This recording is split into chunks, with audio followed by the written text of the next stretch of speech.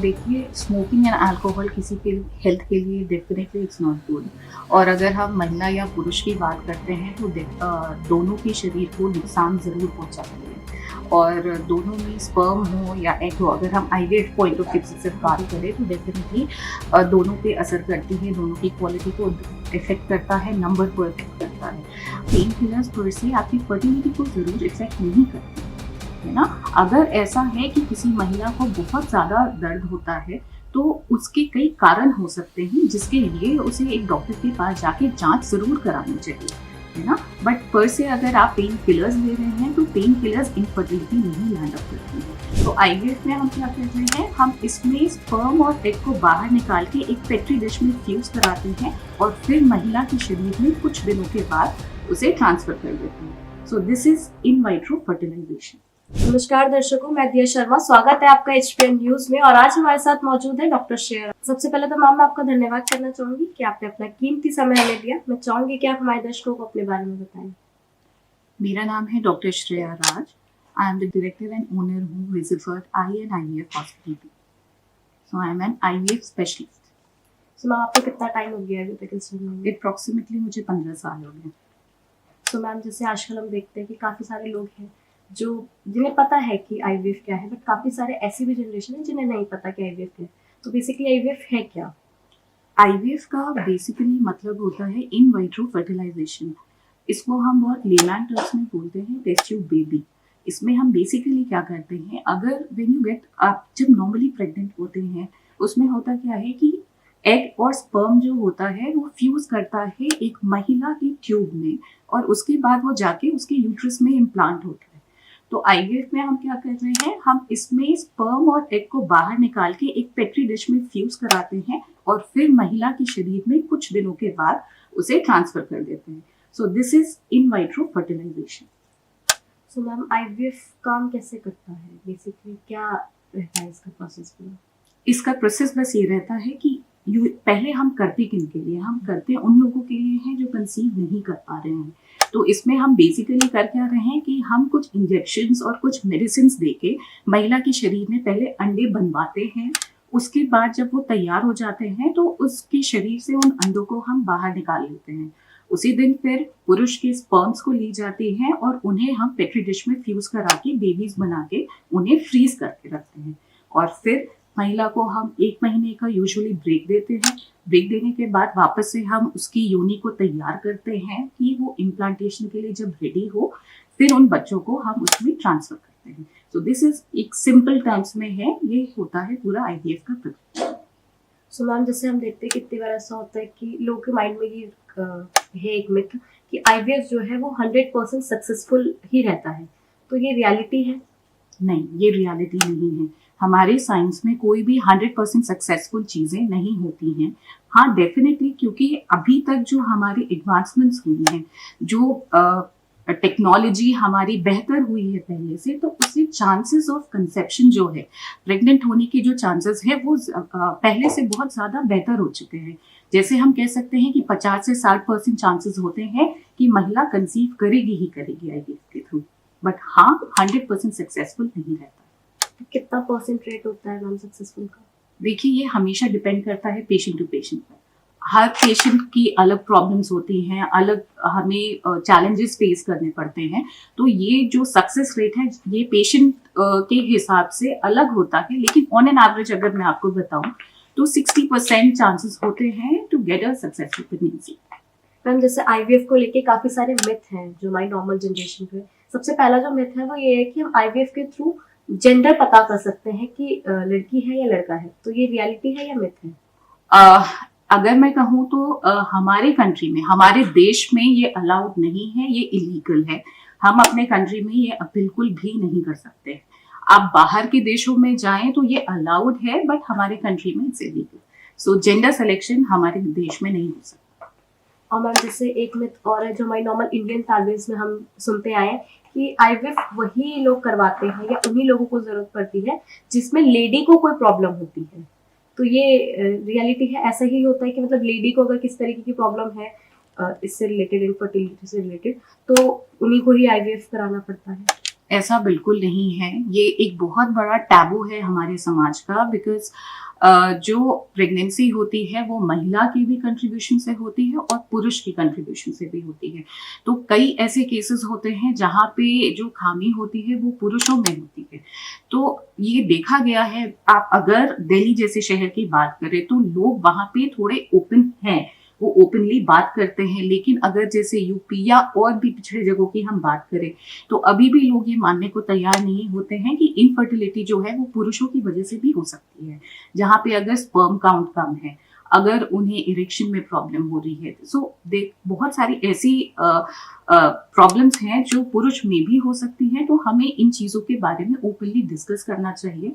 और ज़रूरी है एक बेसिक, मैंने ये भी अपने पेशेंट्स में देखा है ना कि पुरुष जो है वो अपना सेमेन टेस्ट भी नहीं कराने को तैयार होते हैं। तो हमें वहाँ पे काउंसलिंग बहुत ज़रूरी होती है। और थोड़ा डेफिनेटली इस पार्ट ऑफ कंट्री में जो एक्सेप्ट करने को तैयार नहीं है तो मुश्किलें थोड़ी आती हैं, बट हाँ बात करने की ज़रूरत है और ये समझने की ज़रूरत है कि इनफर्टिलिटी सिर्फ महिलाओं की वजह से नहीं होती। मैम जैसे आपने बताया कि जो पुरुष है वो इस बारे में बात भी नहीं करते हैं या वो कोई टेस्ट भी नहीं कराते, तो उनके माइंड में जो एक डेफिनेशन बंदी पड़ी है वो ये है कि हमें कोई तरह की दिक्कत नहीं हो सकती, ये सारी दिक्कतें सिर्फ महिला को होती है। तो ये भी रियलिटी नहीं है। ये रियलिटी नहीं है, ये एक मिथ है जो हमारे बहुत सारे ऐसे लोगों को लगता है कि हम मर्द हैं तो हम कर सकते हैं। सो मैम इसमें सबसे पहला ये भी देखा जाता होगा कि स्पर्म क्वालिटी कैसी है जो पुरुषों में है। बिल्कुल, उसके बाद ही आईवीएफ का बिल्कुल प्रोसेस बहुत ज़रूरी है। आईवीएफ करने के पहले हमें महिला और पुरुष दोनों की जांच करनी बहुत ज़रूरी है। उसमें सिर्फ स्पर्म क्वालिटी नहीं, हमें अमाउंट भी देखना पड़ता है, उनके नंबर्स कितने हैं, उनकी और भी बहुत सारी फीचर्स हैं जो एक नॉर्मल सेमेन टेस्ट में हम देखते हैं, जांच करते हैं, उसके बाद ही हम कोई फर्दर डिसीजन ले सकते हैं। और मैम आईवीएफ के दौरान जैसे नॉर्मली एक मिथ और भी है कि आईवीएफ उन वो लेडीज़ें करवाती है बेसिकली जिन्होंने अपनी एक नॉर्मल एज में या टीनेजर एज में ज़्यादा आईपीएस ली हो या पीरियड्स के दौरान पेन किलर्स खाई हो। ये नॉर्मल जो इंडियन फैमिलीज है उनका कंसल्ट भी रहता है। हम देखते हैं कितनी बार कि पीरियड्स के दौरान वो पेन किलर्स लेने से मना करते हैं कि इससे आगे चल के प्रॉब्लम होती है। तो ये रियलिटी है या मिथ है? नहीं, ये रियलिटी नहीं है। पेन किलर्स पर से आपकी फर्टिलिटी को ज़रूर इफेक्ट नहीं करती है ना। अगर ऐसा है कि किसी महिला को बहुत ज़्यादा दर्द होता है तो उसके कई कारण हो सकते हैं जिसके लिए उसे एक डॉक्टर के पास जाके जांच ज़रूर करानी चाहिए, है ना। बट पर से अगर आप पेन किलर्स ले रहे हैं तो पेन किलर्स इनफर्टिलिटी नहीं लैंड अप करती हैं। कमिंग टू, अगर मैं उन लोगों की बात करूं जो बार बार अबॉर्शन कराते हैं, हाँ आप लैंड अप कर सकते हैं इनफर्टिलिटी में। But again I will say कि ऐसे केसेस में या इस प्रॉब्लम से बचने के लिए सबसे पहला तो है कि हमें ऐसी चीज़ करनी ही नहीं है। पहले तो आप प्रिकॉशन यूज़ करिए कि आप ऐसी सिचुएशन में ना पड़े। बट अगर आप पड़ भी जाते हैं तो हमेशा जो भी करें वो बिना सलाह के कभी नहीं आगे बढ़ना है। मैम जैसे कोई फर्स्ट टाइम कंसीव करता है आईवीएफ के थ्रू, तो उस टाइम उन्हें किन बातों का ध्यान रखना चाहिए? जैसे हम देखते हैं कि नॉर्मल डिलीवरीज में हमारी फैमिलीज बोलती हैं कि हमें डक वॉक करनी चाहिए, एक्सरसाइज करनी चाहिए या बटरफ्लाई एक्सरसाइज करनी चाहिए, बैठ के पोछा लगाना चाहिए। ऐसा आजकल नहीं हो रहा है क्योंकि लोग वैसे तो नॉर्मली एक झाड़ू पोछा लगा सकते हैं, बट जो वो पीरियड्स का टाइम, प्रेगनेंसी का टाइम होता है वो नाइट वो मेड रखते हैं।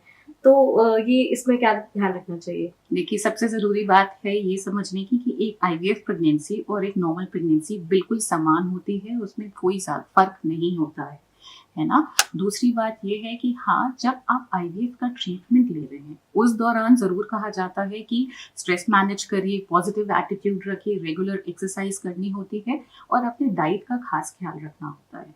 बाकी जो आप प्रेग्नेंट हो जाते हैं आईवीएफ से और जब आप एक नॉर्मल कंसीव करते हैं, उन दोनों में हम डिफरेंस नहीं रखते हैं। जो उधर कहा जाता है कि आप आहार अपना ठीक रखें, आप एक्सरसाइजेस करें, तो ये सारी चीज़ें हम एक आईवीएफ प्रेगनेंसी में भी कहते हैं करने को, अनटिल एंड अनलेस उसमें कोई कॉम्प्लिकेशन ना।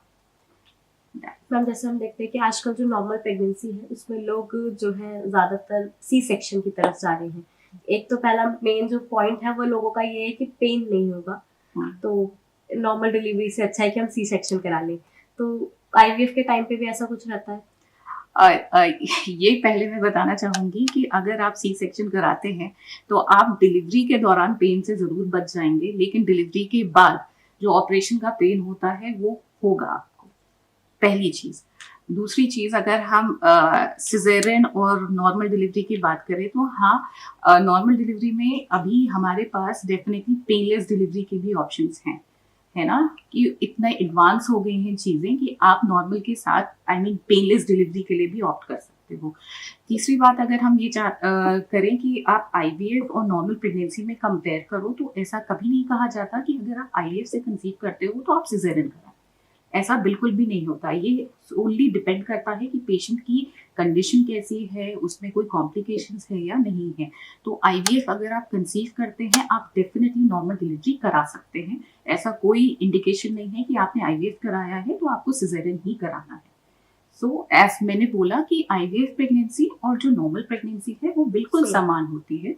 इसमें कोई अलग या कोई जो एहतियात कहते हैं हम बरतने की, वो ज़रूरत नहीं होती। हम आईवीएफ के दौरान जैसे हम देखते हैं काफ़ी सारी जो लेडीज़ हैं उन्हें काफ़ी मेडिसिन लेनी पड़ती है उस टाइम पे, या काफ़ी टेस्ट कराने पड़ते हैं। तो क्या मेल को भी टेस्ट कराने पड़ते हैं और मेडिसिन लेनी पड़ती है उस टाइम पे? ये कुछ मेडिसिन्स हैं जो मेल्स को भी हम देते हैं। ये डिपेंड अगेन करता है कि उन्हें क्या प्रॉब्लम है या फिर उनकी सेमन क्वालिटी कैसी है, ये उन पे डिपेंड करता है। येस, हाँ, कि जैसे अगर हम देखें कि हार्मोनल इंजेक्शंस या कुछ टैबलेट्स हैं जो महिला को ज़्यादा दी जाती है, वो उतनी अमाउंट में एक मेल में नहीं दी जाती, उनको ज़रूरत नहीं होती है। तो कुछ हद तक मेडिसिन्स दी जाती हैं, ये अगेन डिपेंड करता है कि उस पेशेंट को कैसी प्रॉब्लम है। मैम जैसे हम देखते हैं कि नॉर्मली जो लोग हैं आज की डेट पे, चाहे वो लड़की हो चाहे वो लड़का हो, आजकल स्मोकिंग और ड्रिंकिंग बहुत आम हो गया है। दोनों ही सेम अमाउंट में लेना स्टार्ट हो गया है। तो वो कितना खतरनाक है एक दोनों की हेल्थ को लेके, और उसके क्या साइड इफ़ेक्ट रहते हैं? देखिए, स्मोकिंग एंड अल्कोहल किसी के हेल्थ के लिए डेफिनेटली इट्स नॉट गुड। और अगर हम महिला या पुरुष की बात करते हैं तो दोनों के शरीर को नुकसान ज़रूर पहुंचाती है। और दोनों में स्पर्म हो या एग हो, अगर हम आईवीएफ पॉइंट ऑफ व्यू से सिर्फ बात करें तो डेफिनेटली दोनों पे असर करती है, दोनों की क्वालिटी को इफ़ेक्ट करता है, नंबर को इफ़ेक्ट करता है। और अगर आप डेफिनेटली इस जनरेशन को अगर हम सोचते हुए ये सोचें कि ये कहीं हमें इक्वालिटी प्रोवाइड कर रही है, तो प्लीज़ मैं सिंपल अगर भाषा में ये समझाऊँ कि एक कुआँ में कूद रहा है तो आप भी उसके पीछे ना कूदें। ये आपके हेल्थ के लिए नहीं अच्छा है। एंड स्पेसिफिकली उन महिला या पुरुष, वो कपल जो इनफर्टिलिटी के लिए ट्रीटमेंट सीख कर रहे हैं, खोज रहे हैं या करवा रहे हैं, जो भी है, तो स्मोकिंग एंड अल्कोहल से ज़रूर बचें, क्योंकि वो आपकी एग और स्पर्म की क्वालिटी, उनके नंबर दोनों को कम करता है, नुकसान पहुंचाता है। तो इससे ज़रूर बचें। सो मैम जैसे हमारी जो आज की जनरेशन है जो बेसिकली वीडियो देखेंगे, या जो हमारी ऑडियंस है जो ये वीडियो देखेंगी, आप उन्हें क्या एडवाइस दोगे या क्या सजेशन दोगे कि आईवीएफ के दौरान वो किन बातों का ध्यान रखें? अगर कोई फर्स्ट टाइम आईवीएफ करवा रहा है तो उन्हें किन बातों का ध्यान रखना चाहिए? जो नॉर्मली हम कहते हैं, फर्स्ट है कि आप अपना पूरी ट्रीटमेंट के दौरान जो है, सबसे पहला stress management, positive attitude, regular exercise और डाइट, ये 4 स्तंभ हैं जिन पे आपको भी काम करना है अपने डॉक्टर के साथ। ये बहुत ज़रूरी है कि आप इन चीज़ों का ध्यान रखें और बिल्कुल एक पॉजिटिव एटीट्यूड के साथ आगे बढ़ें, तो डेफिनिटली इन सब चीज़ों से आपका रिजल्ट्स जो है वो बेहतर हो जाएंगे। इसी के साथ मैम मैं आपका धन्यवाद करना चाहूंगी कि आपने अपना कीमती समय हमें दिया। Thank you so much. Videos देखने के लिए सब्सक्राइब करें HBN न्यूज़, बेल आइकन दबाकर लेटेस्ट नोटिफिकेशन पाएं।